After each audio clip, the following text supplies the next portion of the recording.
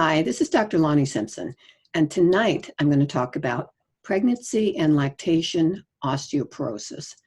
And we're going to be looking and talking about, do women lose bone density during pregnancy? And I have as my guest tonight a woman who is a patient of mine. We're going to get into her case in a minute. But first I'm going to share with you some of the confusion about this condition. And then we're also going to talk about, actually there's a group, right, Laura? Yes. That specifically deals with this issue, and I really want to shed light to this. So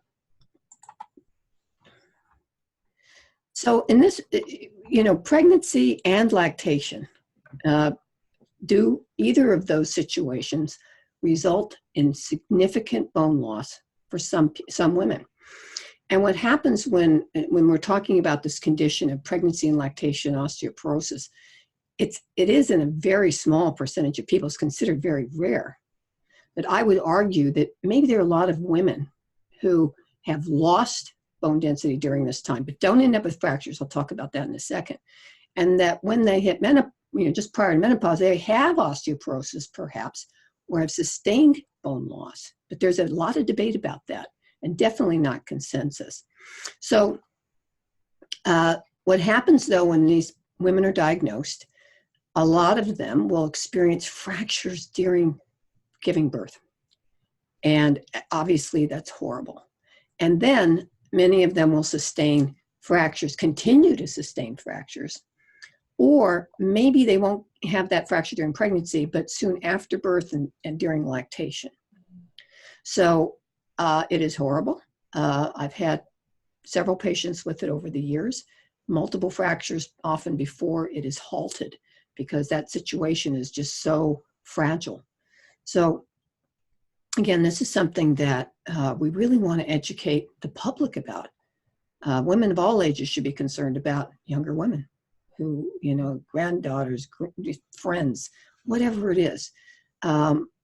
And the importance of making sure nutrition and gastrointestinal health is dealt with before pregnancies if possible, and certainly at the beginning of pregnancy if that's what's needed. But it's just so critical. So I just want to show you a couple of I've been doing a lot of research on this, and there just is not consensus. In fact, there are some studies. Well, let me go to this for a second. So pregnancy and lactation and bone. Because of a potent correlation between lactation and pregnancy, both are considered as a combined risk factor for bone loss and perhaps getting this condition. Bone mineral changes in pregnancy and lactation. Bone loss during postpartum or amenorrhea. And we know that when women do not have regular menstrual cycles, they lose bone. And so there's a period after women deliver their children, and then also, following giving birth, that they are not going to menstruate and their hormones aren't going to balance for a while, and during lactation even more so. So there are a lot of different studies. I'm not going to go through them. I'm just going to let you know that there are some studies, interestingly, that show, or well, again, depends on the type of study, observational studies or cohort studies, longitudinal studies, case control studies. And case control studies would be the best in that case, but where some are showing that lactation will increase bone density. So it's all over the map when I'm looking at these studies. And I was talking with Laura about that, who'll come on in a minute, and she's going to share some of her experience with that as well, in terms of things that she's heard or not heard, or what her doctors have said to her. Her group, she's been polling them and asking them questions. So just to show you this here, again, this is looking at a whole bunch of studies. So parity is significant, independent predictor of bone mineral density. 1% increase per live birth. Did you know that, Laura? No. Yeah, and I again, I'm not buying these studies necessarily. These are a bunch of different studies, and they all come out with different results. Mm-hmm. Positive association between parity and bone mineral density. Not sure which way that one goes, though. But then there's one down here that shows increased number of pregnancies, decrease hip and spine bone mineral density. Well, that would make sense. And pregnancy is associated with low risk factors, number of births versus number of hip fractures. So number of pregnancies, and I can say this, when I've been in other countries, especially where women have multiple children, one thing you're going to see is they don't have a lot of teeth. Most of these people, or a lot of these women, I can't say most of these people. And I would suggest that perhaps that might be due partially, at least, to multiple pregnancies and lack of nutrition during that time. So these studies show different things. But I have to say, from my, and I can see I didn't share that with you now. Okay, you've been listening to me, but I didn't share the document. But from my experience, given patients who have low vitamin D, or given patients that have gastrointestinal problems, and if they're pregnant, it's kind of a no-brainer to me that those women are at high risk. So Laura, I'd like to bring you into the conversation now. This is Laura Malick, and she is in this group as well as the Osteoporosis Myths and Facts group. And well, I'd like you to start with your story. You and I don't even remember the year you and I met, but start with what occurred for you, just like from the beginning, and tell your story. Okay, from when I was first diagnosed. Yeah, and speak a little louder, please. When I was first diagnosed young, or the pregnancy? Both. Okay, so in my early 20s, I want to say about 22, 23, I was in a car accident. I was rear-ended. They took just precautionary x-rays of my neck and found low bone mass on the x-rays. So I did a bone density scan, and at that point, they didn't call it osteoporosis because I didn't have fractures. They said I had low bone mass, and basically told me to take some calcium and go on my way. I'm just going to interject one thing here, because a lot of people don't know this. If an x-ray says osteopenia, it's actually osteoporosis, because osteopenia by x-rays only means low bone density, but in order to see it, you have to have around 40% less bone density than an average 30-year-old. So that actually was osteoporosis, but they kind of don't get a lot of these connections. So that on x-ray, when it says osteopenia, it really means osteoporosis. Go ahead. Yeah, so I was just told to follow up in a year. I followed up in a year. They didn't see any major loss over that year. And this is the head of oncology at the hospital I was going to. And he said, you may have just been born with low bone mass, or born with a low ability to acquire bone mass. So he just continued to tell me to take calcium, and didn't seem very concerned. And, at early 20s, I was invincible, so I wasn't very concerned myself. I just took calcium, not religiously, but I took it here and there. And then in my mid-30s, I wanted to become pregnant. We wanted to try to have a baby, and I was aware that I had heard things here and there about pregnancy kind of taking a toll on your bones and nutritional aspects of it. So I asked my doctor if I can get a bone density scan so I could see the status of my bones. It came back, and I had osteoporosis. I was told not to worry, that everything with the pregnancy should be fine as far as my bones go. I actually went into my doctor's office with a whole bag of supplements and asked, is this what I should be taking? And they kind of poo-pooed that idea and said, just focus on eating a healthy diet. We're not that focused on supplements. Take your prenatal. And then I also asked my doctor if I should consider a cesarean. And at the time she said, no, you'll be perfectly fine. So I went on to have let me just ask a quick question. Do you remember what your bone density was prior to, when you were just before getting, before pregnant? Yeah. I have my paperwork here. I believe it was negative 3.1. Okay. All right, go ahead. And then I Had a healthy, happy pregnancy. I hiked. I was a hairstylist and was on my feet all day. I also worked at a fitness studio, so I was very active. I felt great the whole pregnancy. And then about 2 weeks before, I started feeling sore in my hips. And they just said, okay, stop hiking so much. You know, it's probably everything kind of loosening up for pregnancy. And so I took it easy the last 2 weeks. And then giving birth, they had me pushing with all of my might with every contraction, as though it's like the final moments, for 3 straight hours in kind of a curled position, which is lovely for your spine. I ended up fracturing 2 vertebrae in labor, and I didn't know this at the time because the pain radiated to my hips. So I just kind of kept thinking, oh, it's pain in my hips. And I went to my doctor about it, and he said it's most likely just from labor, you know, and everything's kind of loosened up. And he had me do an x-ray, and on the x-ray, I had a new technician. She was new to the facility, and she basically took images that they said were a little bit dark. So they didn't confirm any fractures. And I had been to a chiropractor in the past and had great success. And I just kind of felt at this point, the pain had come to my back. And I felt like, oh, maybe if I just get this one thing kind of adjusted into place, it would release and it would feel better. And I went to a chiropractor and informed her about my osteoporosis.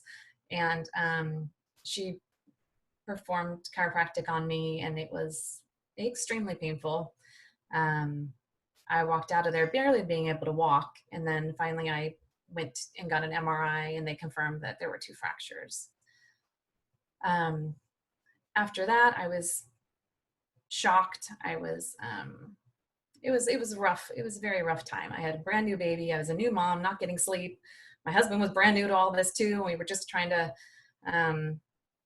get by, or, you know, deal with what we could. And so I ended up researching for a while. I found you and all the research, which was great.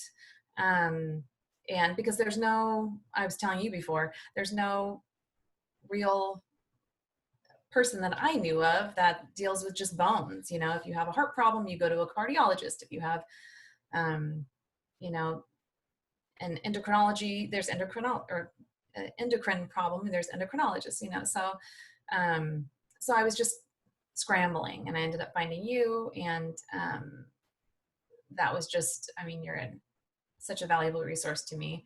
And then you pointed me towards my other treating doctor. And meanwhile, I think you wanted me to touch on this too about my mom. Oops, I've lost the sound. Here we are. Okay, well, I'll tag that in too. I mean, her mother also had fractures. How many fractures did your mom have? She had 2 initially. And how many total has she had now? Do you know? Now she has 8 in total. Okay. And so then, you know, there's that question of is there a genetic component here? And given that her mother had fractures and also continues to have fractures, and that how many in total have you had now? 8. 8. Like your mother. Yeah, we like to copy each other. Yeah, you do like to copy each other. And here's what's extraordinary about Laura, is that if you look at Laura from the side, you can't tell she's had fractures because of how it fractured. And I've talked about this before because it depends on how, typically it's going to fracture in the front of the vertebra. And that's going to, here it is right here. So if it fractures in the front and only the front, then that's where we get that, we tend to think is going to happen with osteoporosis fractures, is that forward leaning. But in Laura's case, she kind of smushed them down a bit, if you want to call it that. And so therefore you have lost height, correct? Mm-hmm. How much height have you lost? 1.5 inches total. How much? About 1.5 inches.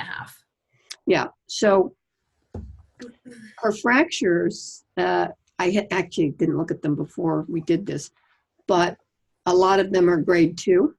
I'd have to look again. If you had if you had all of those grade 4, you would have lost probably 6 inches.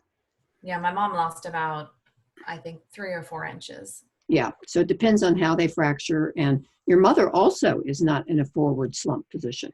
No. Her posture also looks good. So it's very interesting. We tend to lump how people are going to look even with an osteoporosis fracture. So here's what's interesting to me. You actually had a clue ahead of time. You were even concerned enough that, because you've been doing some reading, that should I have a cesarean? I mean, I don't know if I knew that, but you were giving a heads up before. I think that, I don't even know if that's ever been done before. I mean, that's pretty amazing. And you did have a negative 3.1. So that's a question. It's like, okay, had you ever had any other fractures in your life? Yes. Okay, so tell us about those. My early 20s, basically all in 1 year. In that auto accident, maybe. Yeah, I had no, not in the accident. I had a boating accident. And I had 4 broken ribs from the propeller. That was fun.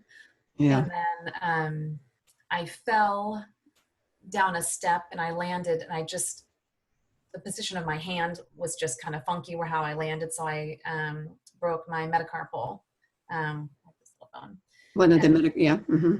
And then I fell from about hip height and completely broke my humerus, or this one right here. I'm like, just in case people don't want to look it up, in half from that fall. So I had those fractures, but nothing was brought up during that time.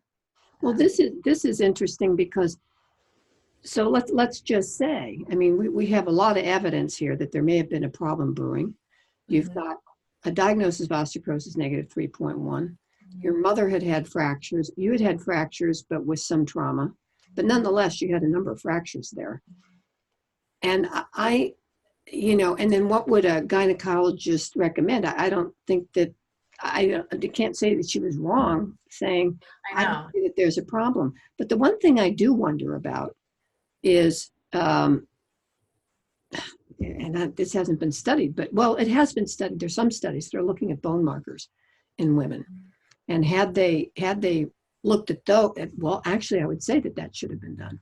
The bone markers should have been done to see whether or not you were actively losing, during pregnancy, perhaps. I mean, that would be a way to check it, and how much, or, again, it's, I would definitely at least think that, but I don't have any evidence that would do anything. But I have to believe that you lost bone density during pregnancy. Yes, I definitely believe so. And afterward, while I was nursing. Yeah. Well, do you think how much vitamin D do you think you were taking? Or you were just doing prenatals? I was doing prenatals, and I wasn't really focused as much on vitamin D. I didn't really understand the importance of it. And usually prenatal have about 400, which is not adequate. And I typically, now that I've been tested more for it, I typically run low in vitamin D. I've had to take a lot to get myself up to normal range. And so how much do you take now? Now I've been taking 50,000 every other day. 50,000? 10,000. 5,000 every other day. Yeah, I mean, most people need about 3,000 to 5,000. Something we should talk about a little bit more. But if people have trouble absorbing vitamin D, it can either be a fat malabsorption problem, or they're not eating enough fat, taking the vitamin D with fat, because vitamin D is fat-soluble vitamin. Do you think were you taking your vitamins with meals and stuff, or? No, that was the other thing actually that I found on your Facebook group that you had mentioned at one point, and I was like, oh, I had completely forgotten that it was fat soluble, and so I wasn't focusing on taking it with fat. I was just taking it with whatever I was eating at the time, and so I think that's helped a lot as well to help. Yeah, and it would be nice if they had it on the bottle. Fat soluble, A, D, E, and K are all fat soluble vitamins. Mm-hmm. So what about calcium intake during pregnancy? Because that's, of course, the one that we take a really big hit on, because the baby's going to be in that huge, grab, calcium grab from mom. So do you think were you doing dairy? Was your digestion good? And I was eating dairy. My digestion, from what I've now learned, I don't think was that great. I didn't realize that I have a gluten sensitivity, so that I was eating gluten and probably not digesting my vitamins as well, or absorbing them as well.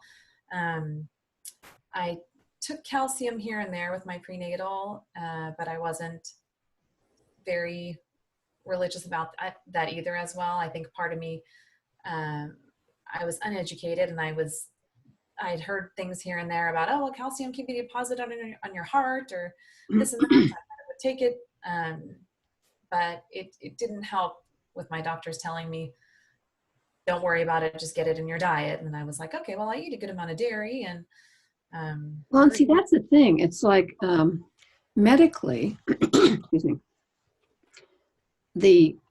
they're only thinking about vitamin D and calcium, and often just giving the information that you just said. In other words, we're not paying attention to that. Just eat well, and And I do wonder, and because I know this is true, like you said, you felt invincible. You were young, so you weren't really focused on this. And so I do wonder how we're going to get it through to these women, because so you speak with a passion.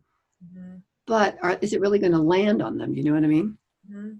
I think the main thing with me would be educating doctors, because I know it's not an age thing as well, but I do think that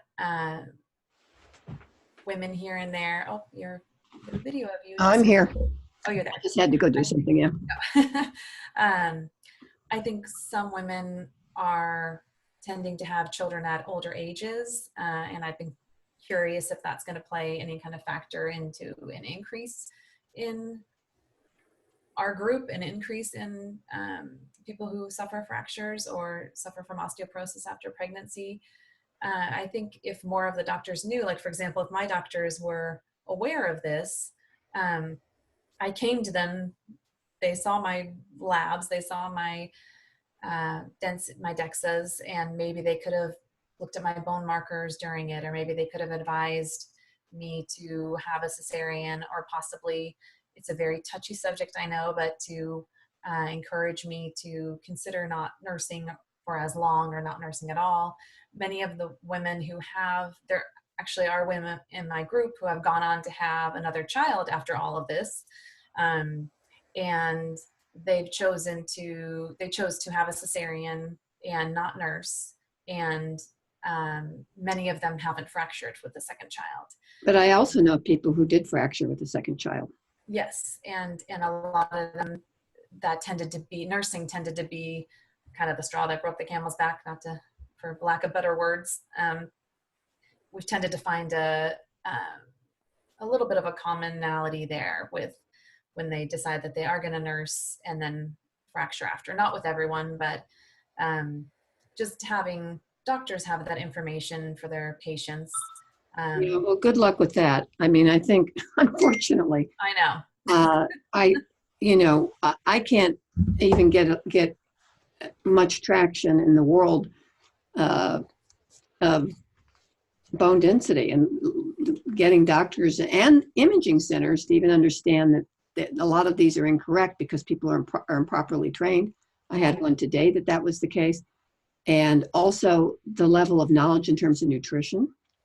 So I don't know how I'm almost done with trying to educate the doctors. I see what you're saying, but I don't know if they're really willing to look at the full body of understanding in terms of nutrition and our bones. Because if they're only saying take Tums, and now we're going to give you D2, which is, I get this all the time. I had a patient the other day, her doctor recommended D2. D3 is absolutely superior. There's no reason not to give D3. And she was recommended Tums. So how are you going to get through? You see what I'm saying? I mean, how? Yeah. But I'll tell you something, Laura. Here's something I'm thinking about in talking with you. I'm so glad we're doing this, because I think you and I could come up with a really, based even just some of what's happened here, really good questions to sort out some of this stuff. You've already done some of that work, but I might be able to add to that. I know I could.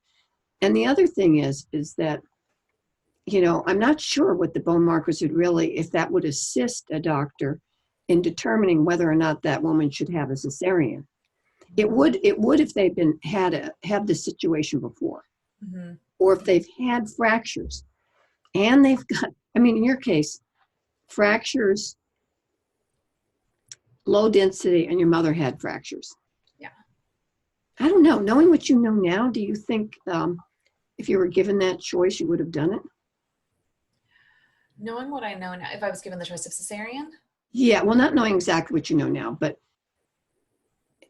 minus the Knowing fracture. the risk? Yeah, I don't know. You suggested it. I probably would have done cesarean. It would have been difficult for me to make that choice. It wouldn't have been like, oh, easy peasy. I really did want to have what people call natural birth, vaginal birth. I wanted that experience.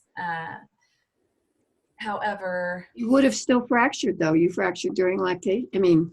Following pregnancy. well, that's one of the things that I wonder in my head, though, because I feel like once you have a fracture in your spine, it's kind of a little bit of a domino effect because it puts pressure on your other vertebrae, and I wonder how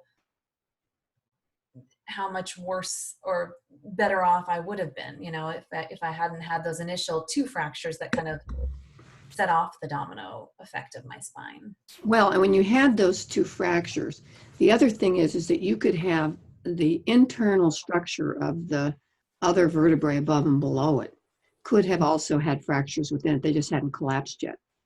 Mm-hmm. Mm-hmm. And that's what I think. And I also think, and I was thinking the other day, if I had actually looked at those x-rays you're talking about where they said, like I said, I do want to see those because I find it hard to believe that they weren't visible on there. I was trying to rack my brain if I'd seen them. So I do want to look at that. Because I see errors in x-rays too with this. Yeah, so that it's, I think here's the focus of education for women who are pregnant. Women who have significant risk factors for osteoporosis should get a bone density early. You were just lucky you happened to have those x-rays. Well, in a way, but it didn't kind of inform you exactly. But they should be at least get a bone density before pregnancy. If they're really at risk, they had an eating disorder, other factors where they're heading into pregnancy. And the thing that is really important is that nutrition is really top notch. Mm-hmm. And that, I think, is where the education is. Mm-hmm. What are the numbers that when you've done your research in terms of frequency of this? It's considered rare. Yeah, we have 255 women in our group. However, the group is very private, which we all appreciate the privacy of it. It is difficult to find because I found the group from you. The woman who started the group reached out to you, and then you let me know about the group, which I was grateful because at the beginning of all this, I felt very alone. I was like, I don't know anyone who's been through this. It was a really tough time, and I was kind of looking online for support groups, and then you have to be invited into this group. So I ended up finding them through you and was invited in. But I wonder how many women out there actually have had fractures and have no idea, and they just keep going on. There are so many women in my group that took months even to get diagnosed, and some women would go to their doctors. Some of the stories are so horrific, honestly. They would go to their doctors in so much pain, and the doctors would tell them, you need to stop focusing so much on yourself and just take care of your child. You're a mother now, kind of a talk. And oh my God. Yeah, some of the stories are just horrible. So sad that they've gone through so much and to not be believed of their pain. And so it's, so anyway, I think my mother, for example, back in the day, after she had my sister, I believe, her first child, she had to wear a back brace for a good amount of time because she was in so much pain. Did they know? No. Did she know that she'd fractured? Did they x-ray her? No. No. And let me just add here, there have been plenty of studies that if a man complains of pain, he is treated and taken seriously. When a woman does, she's not. I mean, that's a fact. I believe it. Yeah, I'm sorry. Go ahead. No, and then after, I don't think she fractured after me, or she didn't have problems after me. I was the middle child, and then she had my brother 7 years after me when she was about 33, and she had to use a cane for and a walker, I think, for several months. I think maybe half a year, because she was having so much pain in her hips she couldn't get around. And of course, again, not x-rayed. Yeah, So I just wonder how many cases there are out there that just people are unaware that they've even fractured. Well, and I want to add here too that there are some studies that point to women will lose bone density, and most will regain it back within 5% after their pregnancy. So that can kind of make sense, and certain women could probably tolerate that. And maybe some women, like you were saying, that was the straw, so to speak, to lose maybe 10%, and that was it. And that could result in fractures for some, for sure. But there are studies that do show that women often will recover most of the loss from pregnancy and lactation when that's been studied. I've heard that as well. They've some people have termed it like bone rebound. Yes. Mainly I think it stops after it starts after lactation, and it's like 6 months after that. There tends to be a rebound. And then, like you had mentioned earlier, I've heard some people that decide on the opposite spectrum to nurse for a really long period of time. After like a year, they've seen some people have benefits or increases from well, and here's something else I read in that analysis. I'll send that over to you, the long study here, is that when they did questionnaires, they didn't parse out whether or not they were only breastfeeding sometimes versus all the time. And those make those distinctions make a big difference. True. And I just don't think they're asking well, and then again, questionnaires rely on memory.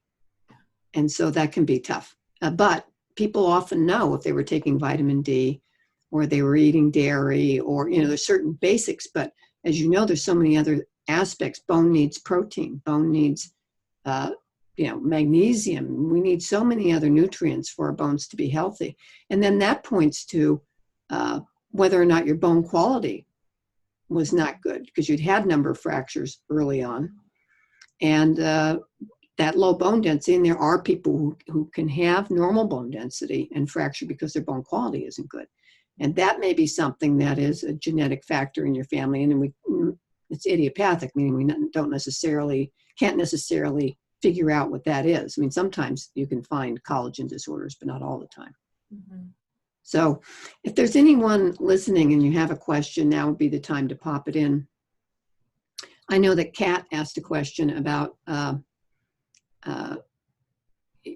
giving birth in one's 40s, if that's an additional risk factor. And we just don't know.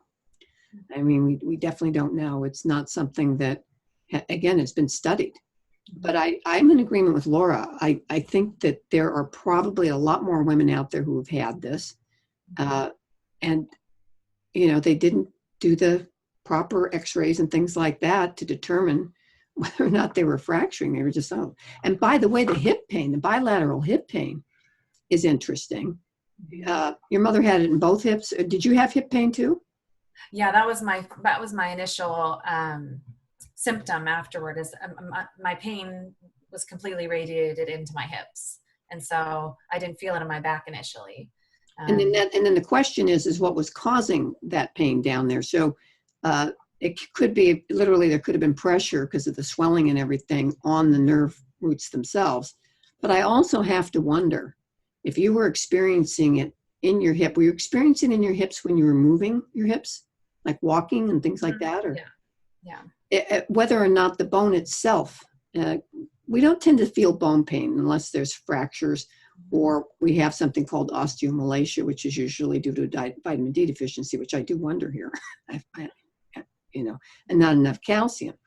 But it could just have been a radiating pain as well. So that's how I've had it explained to me is because of the fractures, the lumbar fractures that I had, that those ones in particular can tend to radiate down, and you can feel it in your tailbone or your hips or.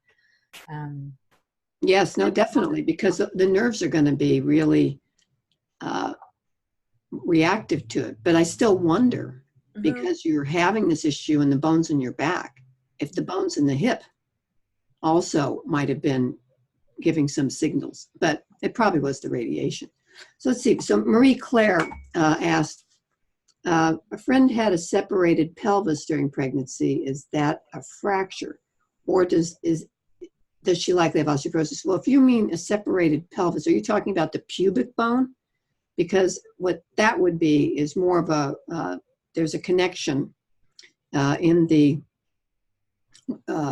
your pubic bone in the front, and that loosens up with oxytocin, which is a normal hormone that gets released during pregnancy. And some women do have trouble with that. And I know that as a chiropractor, because we get women post-pregnancy that often had a problem with that. And so it could be. So I don't know if they're talking separation. I think maybe that's probably what that is. And then, is it possible to receive bone medications prior to pregnancy? So you didn't know during pregnancy? No, and oh, sorry. Yeah, no, it's that's a really good question, and I don't know the answer to that. I would say no, because if you're shutting, I don't see that one could do medications. But why don't you talk about what you did end up doing in terms of medication and how long it took to work? Yes. Well, actually, just to jump in on that one, that some of the women in my group have done Forteo and gone on and had another child. So some people have seen no problem taking a drug like Forteo before pregnancy, but typically they've been advised not to do Fosamax or any of those because of the tendency for them to stay in your bones or stay in your system or bones for a long period of time. So as far as prior to pregnancy, we have had some women that have done Prolia and then gone on and had Forteo and then gone on and had another child. But none of them did it during pregnancy. Not during, no. Yeah, I wouldn't. Yeah, it's too many unknowns there, and generally these women are going to be fracturing during birth, and maybe close. If their bones are that fragile, other things could do it too. But the pushing is what often will set this whole thing, the chain of events, going in terms of the fractures. So how long after you gave birth did you start Forteo? So I gave birth in the end of November 21st, and I started Forteo that following May. So about 6 months later, I was at a point where I was just continuing to fracture, and my mom and I actually started Forteo on the same month. We kind of did a team effort because she was so afraid to do anything. And at that point, she had 8 fractures, and I just looked at her and I was like, Mom, I know you're scared of the side effects, but there are definite side effects. Your spine is kind of collapsing at this point. Your spine is hers just kept breaking, as well as mine. And I thought at that point, I'm running the risk of my back continuing to collapse. And she was being resistant. And I kind of thought, well, you have to consider, yes, there is a very, very minimal risk, which hasn't happened with any human patients since the history of Forteo. Sure, there is that minuscule risk, or there's the risk of the known risk. Yeah. No, this is a very good point, because I try to get this across to people. There's a risk factor to doing nothing. In these cases, and when the fracture risk is high, that's why we're lucky to have these drugs. So you started 6 months later. How long did it take for the fractures to stop? they stopped immediately. I didn't fracture after that point. I had stopped nursing to go on Forteo. And then I had no new fractures after Forteo, which was. Well, I have to just say this. I don't think the Forteo works that fast. So your body might have, that's just my opinion. I can't imagine it would work that fast, but geez, that's great. It was great to just have no fractures after I started. Yes, yes. But your body might have already been rebounding a little bit. And then the Forteo, but you still needed the Forteo. It was not going to rebound. And I was weaning off of nursing too. Like I slowly weaned off of nursing. So that was probably helping my stores, come back a little bit. And a little bit. Yeah. That's the main thing here. Okay. So Berta, you ask, did you have that TBS score, which I do know you have, done before and after Forteo? No, she didn't have it done before because we hadn't met yet. So that TBS, but actually I don't know. Oh, I think I did. Before we met? Before. I know Elliot, Dr. Schwartz would have done it. He did it. He did it before. He did it before he started Forteo. You introduced me to him, but yeah, he did it before Forteo. Now, and Berta, I'm glad you brought that up because that would be another thing that I would have loved to have seen what your TBS score when you were negative 3.1. And if that was low, that would be another for me, like cesarean here, and we've got to hit hard with nutrition, So very, very good point. And let me see here. How does it affect your? So Forteo does affect the TBS score for the better. And even sometimes people think, I just will add this now because I'm a fan of Forteo when it's used properly, especially for your mother, because it removes old damaged bone. So the weak bone, the degraded bone, and adds new bone. So even when people think, oh, I didn't, the Forteo didn't do anything. It didn't increase bone density. No, you've reduced your fracture risk, even if you didn't lose and you had some secondary cause for losing. So by the way, what did you follow up your Forteo with? I know. Right now I'm currently on Actonel. And I like that choice because Actonel has a shorter half-life and it's easier on the stomach. And I think that was a good choice. I think you were offered, what else? You were offered Prolia as well. Prolia. I was not comfortable with that. My mom, and I know everyone's body's different. Everyone has different experiences. My mom, before all of this, when she had her 2 fractures, she did 3 rounds of Prolia and then decided that she was not really comfortable with that drug. And when she was due for her 4th, she decided not to do it. And that same month, that actually was the same month that I gave birth, she was bringing me over dinner. She was lightly rear-ended. I'm talking barely tapped to the point where the car, I'd like to think he didn't realize it and drove off. Car not damaged, anything like that. And that's when she broke her other 6 vertebrae. So. Wow. So this, and we know about the rebound issue with Prolia. No, I remember, I just want to share a little bit about my experience with you because I remember the day that you and your mom came to see me and we were sitting around the dining room table. And I think that, well, you found me, your mother didn't. I actually thought your mother did. I'd forgotten that part of the story. But I remember your mother being just really terrified and kind of adamant about no medications. Yes. And, you probably saved her life, her physical, truly by convincing her because the risk factors for her at her age, not doing something was terrific. Yeah. And so, yeah, I mean, I understand the fear. Yeah. And especially, well, then she had this experience with Prolia. Did anyone mention, or did you find out, or how did you know about this rebound issue with Prolia? With Prolia, no, not at the time. Not when she was taking it. She just was fearful of taking it. I think she started to read some articles about the rebound, but she just decided to discontinue it. Yeah, you can't do that. You cannot stop There's 2 options once somebody starts Prolia. You're on it for life. And there are people, I know people who've been on it for 10, 15 years and they're no symptoms, they're doing fine. And that's the choice that they made. So I'm just saying there are more people like that than have these side effects. On the other hand, I hear about, and much more than any other medication, the side effects with Prolia.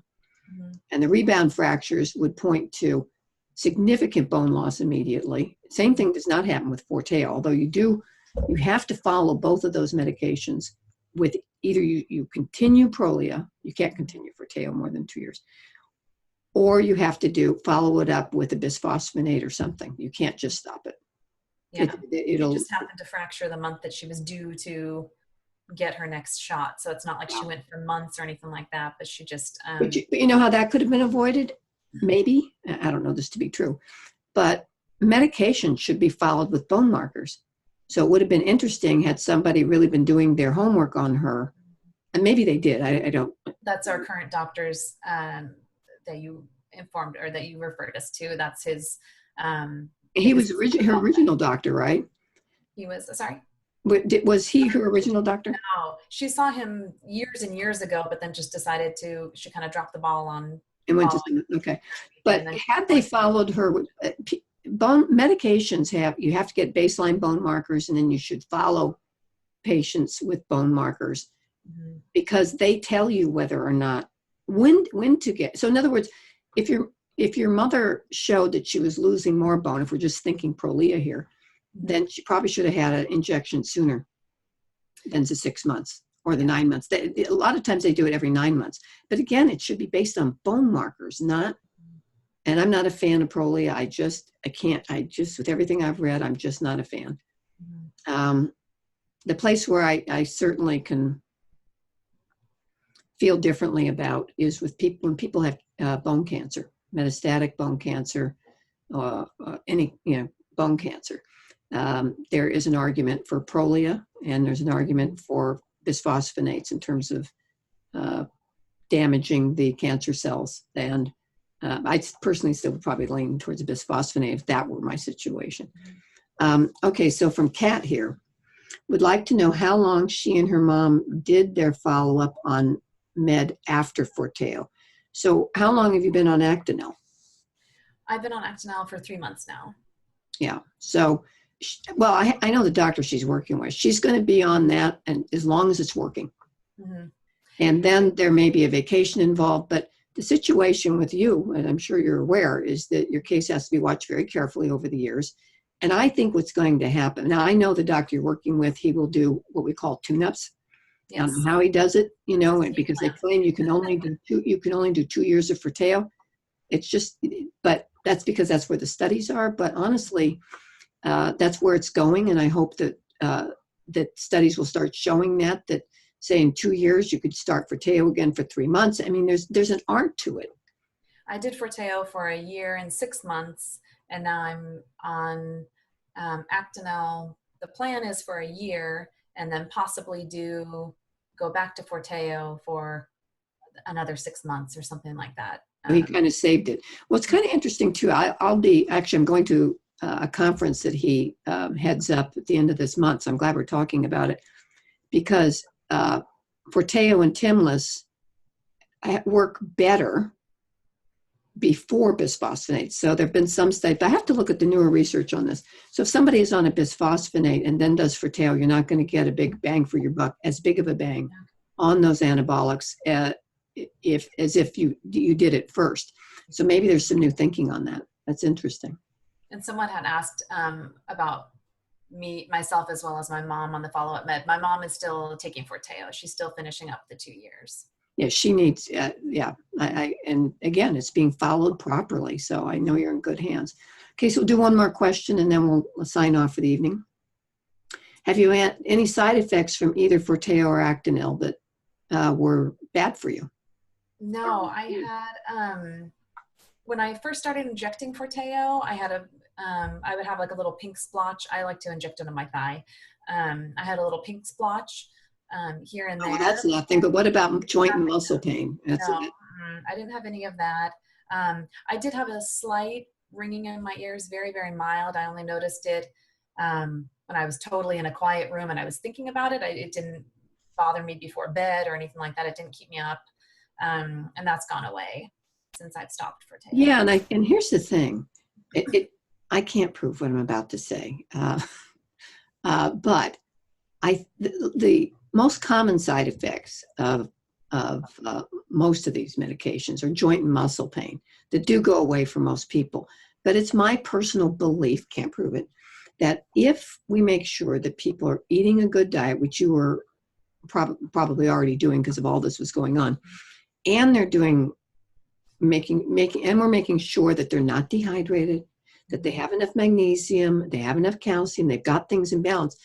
In terms of their muscle pain, I think that would maybe take care of it. I don't know that, but since people are having joint and muscle pain, that would be an obvious thing for me, to make sure that we're really attending to those things. Well, and just a little totally different subject, but touching on what you just mentioned about diet and getting everything balanced, I did notice I was on pain medication for quite a long time after my fractures, and I really struggled with that. I was very concerned that I was going to have to be on pain medication my whole life, and I ended up going gluten-free because my doctor had suggested that I might have a gluten sensitivity, even though I didn't test positive for celiac panels that I've done. I had a colonoscopy, endoscopy, all of that. I checked out to not have celiac. However, he said I could have such a gluten sensitivity that I could have had problems absorbing nutrients. I think it ended up contributing to my inflammation, because when I went gluten-free is the first time that I was able to finally get off of pain medication, and I noticed my pain level had decreased tremendously. Now, I gotta jump in here because first of all, I sent Laura to this doctor I'm talking about right away because of her situation. She would have been off gluten if me too. No, seriously, that's just what I would have done. But, and people have heard me talk about this before, but you can test negative for gluten and still have issues. And it's one of the most obvious things to take people off in terms of inflammation. And I, for one, this is kind of an interesting thing. I do not test positive. I've even had the biopsy, so it's not affecting my intestines, but I tested positive for both genes for celiac.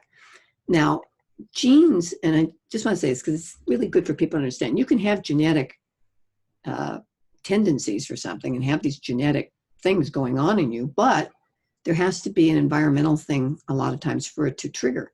And just getting older, I mean, it could trigger any time. So why would I want to do it?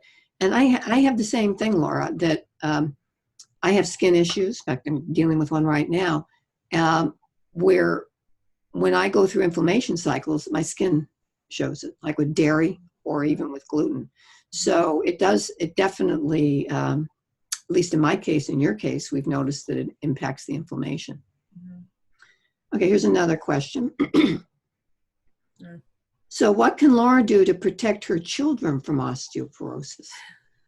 Boy, I bet you're on that one. Oh yeah, we'd be paranoid about their diet and their All right. How much vitamin D are you giving your son? He's getting it naturally through food, and people will critique me, I'm sure, for this, but I still am giving him formula once a day. Oh, we don't need to be critiquing you. Because it has vitamin D in it. I don't know how, I can't remember. No. Okay, I'm going to stop you right here. He needs to be taking vitamin D, if it's in foods, is the same D3 that's everywhere else. And my new book is going to really be going into this, but he needs to be doing a minimum of 1,000 a day, and it's no big deal. We'll talk about it. I'm glad you brought this up, because whoever brought this up, because this is really, really important. Mm-hmm. And he's got to do it with fat also. Mm-hmm. Well, the formula has fat in it. It has fat in it. Yeah. But we'll talk about this because it's really, really important that he get that, because he's in that bone building phase right now. And yes, because there can be a genetic component here. Mm-hmm. You know. So how many siblings do you have? I have an older sister and a younger brother. Anyone else with osteoporosis? My older sister has osteopenia. She's had 3 girls. No fractures. Has she had fractures in her lifetime? All 3 cesareans, and she couldn't nurse all 3. She just didn't have any luck with it. She kept trying, and she wouldn't produce enough, or for whatever various reasons, she wasn't able to nurse them. Has she ever fractured? No. Okay, so But, you could carry a gene from your mother and maybe she doesn't, who knows, so there could be a factor there. We certainly have to consider that. My So grandma on my mom's side also had osteoporosis. yeah. Um, Yeah, I think there has to be, in your case, a genetic component as mhm. well as other things. And, but I really want to thank you for sharing your story and for allowing me to think through this a little bit more on how we can get this message out there. And I want to make this this particular video, I want to put this on YouTube for anybody to see. I think it's that important, if you're okay with that. And also about the group, the only people they allow in the group are women, I believe, and you can confirm this, are people who've had pregnancy or lactation osteoporosis. Is that true? Or Yeah. no? They want to make sure that people who are joining the group are there for the same reason, so they can help each other. Because a lot of what they do is help each other talk about, like, how are you dealing with the fractures? How do you lift your baby? What? How do you lift your baby? Yeah, a lot of it's mainly for support. It's mainly, we go on other groups for more educational purposes like yours. But it's mainly a support group. So Right, and they do a good job. Jen James, they do a good job of interviewing people to allow them in the group or not. But absolutely, if you know of women who have sustained fractures, giving birth or following birth or within a year after birth, let them know about this group. And what's the name of it? it's called pregnancy lactation osteoporosis. Very So good. PLO is also what comes up as. PLO, yeah. That's anyway. Thank you so much. And I have to say, you talk about this with such grace. Oh, thanks. The level of suffering that you have gone through has been enormous. And I'm so sorry for that. And I'm so happy that you're turning this into a positive. So thank you so much. Thank you. Thank you All for right. having me and shedding more light on this too. Absolutely. So good night, everyone. And see you in a couple weeks.